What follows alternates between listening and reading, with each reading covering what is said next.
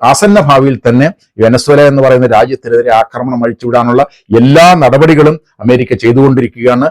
നമുക്ക് എല്ലാവർക്കും അറിയാം, ഈ നൊബേൽ സമ്മാനം പലപ്പോഴും നൽകുന്നത് രാഷ്ട്രീയ ലക്ഷ്യങ്ങളോട് കൂടിയിട്ടാണ്.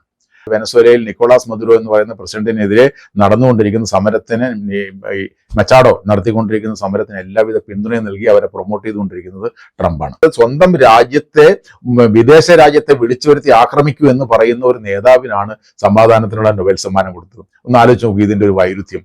2003 അമേരിക്കൻ ഭരണകൂടം ഇറാഖിൽ നടത്തിയത് എന്താണോ അതിന്റെ ആവർത്തനമായിട്ട് വെനസ്വേലയിൽ ഒരു ആക്രമണം ഉണ്ടാവാനുള്ള എല്ലാ സാധ്യതയും നാം കാണുന്നുണ്ട്. ഈ ഒക്ടോബർ മാസമാണ് സമാധാനത്തിനുള്ള നൊബേൽ സമ്മാന പ്രഖ്യാപനം വന്നത്. സമാധാനത്തിനുള്ള നൊബേൽ സമ്മാന പ്രഖ്യാപനം ലോകം വാസ്തവത്തിൽ വളരെ ആകാംക്ഷയോടെയാണ് കാത്തിരുന്നത്.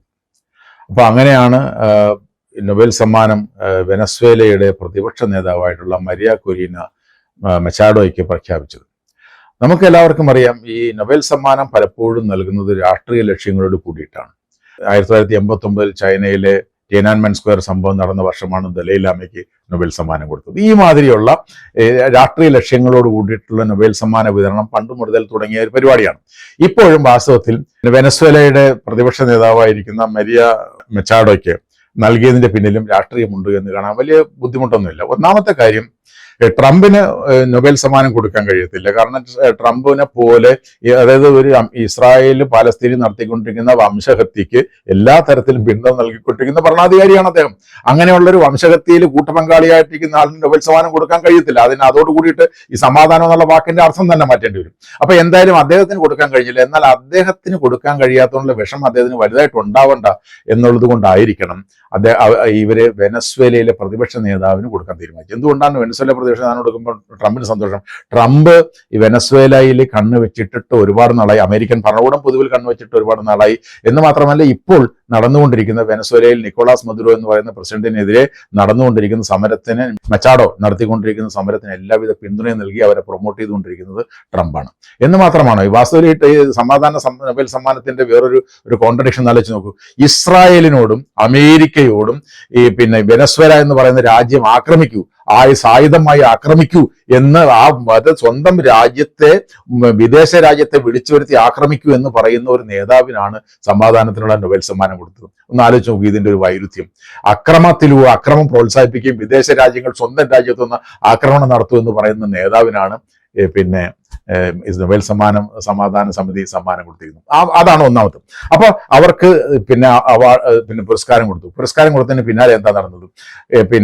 കരീബിയൻ കടലിൽ ലൂടെ വെനസ്വേല മയക്കുമരുന്ന് കള്ളക്കടത്ത് നടത്തുന്നു എന്നുള്ള പേരിൽ 5 ഫിഷിംഗ് ബോട്ടുകളെ മിസൈലുകൾ ഉപയോഗിച്ച് തകർത്തു അമേരിക്കൻ ഭരണകൂടം.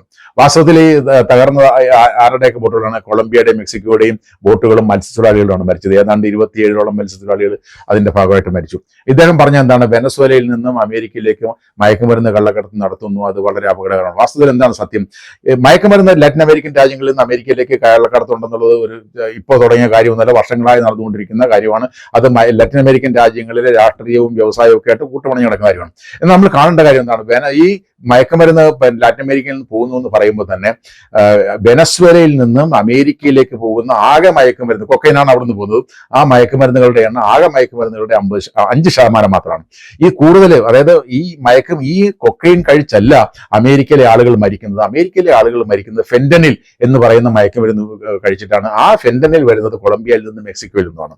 എന്നാൽ കൊളംബിയയും മെക്സിക്കോയിലെതിരെ ആക്രമണം നടത്താതെ എന്തുകൊണ്ടാണ് വെനസ്വേലയ്ക്കെതിരെ ആക്രമണം നടത്താനായിട്ട് അദ്ദേഹം തീരുമാനിക്കുന്നത്? അദ്ദേഹം തീരുമാനിക്കുന്ന ഒരു കാര്യം, ലോകത്തെ ഏറ്റവും അധികം എണ്ണ നിക്ഷേപമുള്ള രാജ്യമാണ് വെനസ്വേല.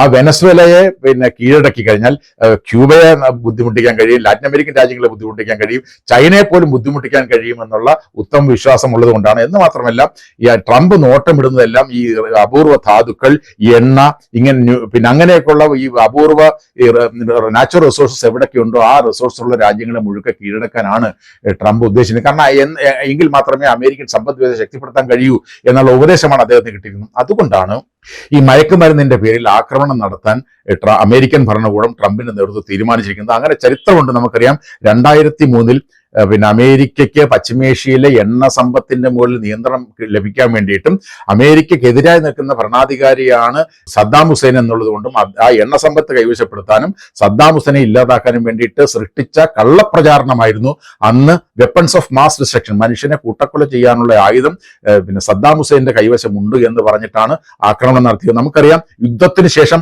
അവിടെ മുഴുക്കെ അരിച്ചു പറക്കിയെങ്കിലും ഒരു ചെറിയ മുക്കിപ്പൊടിയുടെ അംശം വലിപ്പത്തിലെങ്കിലുള്ള വെപ്പൺസ് ഓഫ് മാസ് ഡിസ്ട്രക്ഷൻ അമേരിക്കയ്ക്ക് കണ്ടെത്താൻ കഴിഞ്ഞില്ല. എന്ന് പറയാൻ അർത്ഥം എന്താണ്?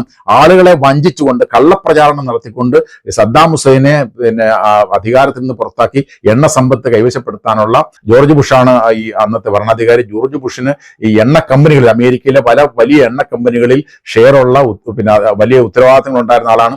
അപ്പൊ അങ്ങനെയുള്ള ലോബിയുമായിട്ട് വളരെയധികം ബന്ധപ്പെടുന്ന ആളെന്നുള്ള നിലയ്ക്കാണ് അവസ്ഥയിൽ ഈ ഇറാഖിൽ ആക്രമണം നടത്തിയത്. മറ്റൊരു ഇറാഖാക്കാൻ 2003 അമേരിക്ക ഇറാഖിൽ ആക്രമണം നടത്തിയതുപോലെ വെനസ്വേലയെ 2025 ആക്രമിച്ചുകൊണ്ട് വെനസ്വേലൻ എണ്ണയെയും അവിടുത്തെ സമ്പദ് വ്യവസ്ഥയും ലാറ്റിൻ അമേരിക്കയുടെ രാഷ്ട്രീയ വ്യവസ്ഥയും തകർക്കുന്നതിന് വേണ്ടിയിട്ടുള്ള അമേരിക്കൻ ഭരണകൂടത്തിന്റെ, പ്രത്യേകിച്ച് ഭരണകൂടം എന്ന് പറയുമ്പോൾ അതിനകത്ത് പ്രത്യേകിച്ച് ഒരാളുടെ പേര് പറയണം. അവിടുത്തെ സെക്രട്ടറി ഓഫ് സ്റ്റേറ്റ് ആയിട്ടുള്ള മാർക്കോ റൂബിയോയുടെ പേര് പറയണം. മാർക്കോ റൂബിയോയുടെ പ്രത്യേകമായിട്ടുള്ള അജണ്ടയാണ്. കാരണം മാർക്കോ റൂബിയോ ക്യൂബയിൽ നിന്നും കുടിയേറിയ, ക്യൂബക്കാരനാണ് ബേസിക്കലി അവരുടെ കുടുംബം. ക്യൂബയിൽ നിന്ന് അമേരിക്കയിലേക്ക് കുടിയേറിയ കുടുംബത്തിലെ അംഗമാണ്. അദ്ദേഹത്തിന് ഈ ക്യൂബ എന്ന് പറയുന്ന രാജ്യത്തോടുള്ള ശത്രുത സുപ്രസിദ്ധമാണ്, അല്ലെങ്കിൽ കുപ്രസിദ്ധമാണ്. അതുകൊണ്ട് ഈ ലാറ്റിൻ അമേരിക്കൻ രാജ്യങ്ങളെയും ക്യൂബയെ ഇല്ലാതാക്കണമെങ്കിൽ വെനസ്വേല എന്ന് പറയുന്ന രാജ്യത്തെ ഇല്ലാതാക്കണം. വെനസ്വേല എന്ന് പറയുന്ന രാജ്യത്തെ കീഴടക്കി കഴിഞ്ഞാൽ ഈ ക്യൂബ ഉൾപ്പെടെ ലാറ്റിൻ അമേരിക്കൻ രാജ്യങ്ങളെ മുഴുക്ക പരിധിയിലാക്കാൻ കഴിയുമെന്നുള്ള ചിന്തയുടെ ഫലമായിട്ടാണ് ഈ ഒരു നീക്കം നടന്നുകൊണ്ടിരിക്കുന്നത്. നമുക്കറിയാം, ഏറ്റവും വലിയ പിന്നെ യുദ്ധക്കപ്പൽ പിന്നെ എന്താണ് USS ഫോർഡ് എന്ന് പറയുന്ന കപ്പലിനെ ഈ കരീബിയൻ കടലിലേക്ക് അയക്കുകയാണ്. അതുപോലെ തന്നെ ഈ ആക്രമണം ശക്തിപ്പെടുത്തുമെന്നും ഭരണകൂടത്തെ, അതായത് നിക്കോളാസ് മഡുറോ എന്ന് പറയുന്ന ആ പ്രസിഡന്റിനെ അട്ടിമറിക്കാൻ ഞാൻ CIA ഉത്തരവ് കൊടുത്തു എന്ന് പരസ്യമായി തന്നെ പ്രഖ്യാപിക്കുന്ന തരത്തിൽ ഒരു രാജ്യത്തിന്റെ ഭരണാധികാരിയെ അട്ടിമറിക്കാൻ വേറൊരു രാജ്യം പരസ്യമായി ആഹ്വാനം ചെയ്യുന്നത് ആലോചിച്ച് നോക്കൂ. എങ്ങനെയാണ് ലോക വ്യവസ്ഥ നിലനിന്ന് പോകുന്നത്? അപ്പോൾ എനിക്ക് അന്തർദേശീയമായ യാതൊരുവിധ നയങ്ങളോടും നിയമങ്ങളോടും എനിക്ക് യാതൊരു പിന്നെ ബാധ്യതയുമില്ല, അനുസരണയുമില്ല, എനിക്ക് തോന്നുന്നത് പോലെയൊക്കെ ചെയ്യുമെന്നുള്ള തരത്തിൽ പ്രവർത്തിക്കുന്ന ഒരു തലതിരിഞ്ഞ ചക്രവർത്തിയായി ട്രംപ് മാറിയിട്ടുണ്ട്. അത് ലോകത്തൊട്ടാകെ ഇപ്പോൾ തന്നെ നമുക്കറിയാം, ഒരു സാധാരണക്കാരനായിട്ടുള്ള മനുഷ്യൻ ഒരു കടയിൽ പോയി 1 പവൻ സ്വർണം വാങ്ങിക്കാൻ കഴിയാത്ത തരത്തിലേക്ക് ഈ സ്വർണ്ണവില ഇങ്ങനെ അമിതമായി വർദ്ധിപ്പിച്ചതിന്റെ പ്രധാനപ്പെട്ട ഉത്തരവാദി ട്രംപിന്റെ തലതിരിഞ്ഞ നയങ്ങളാണ്.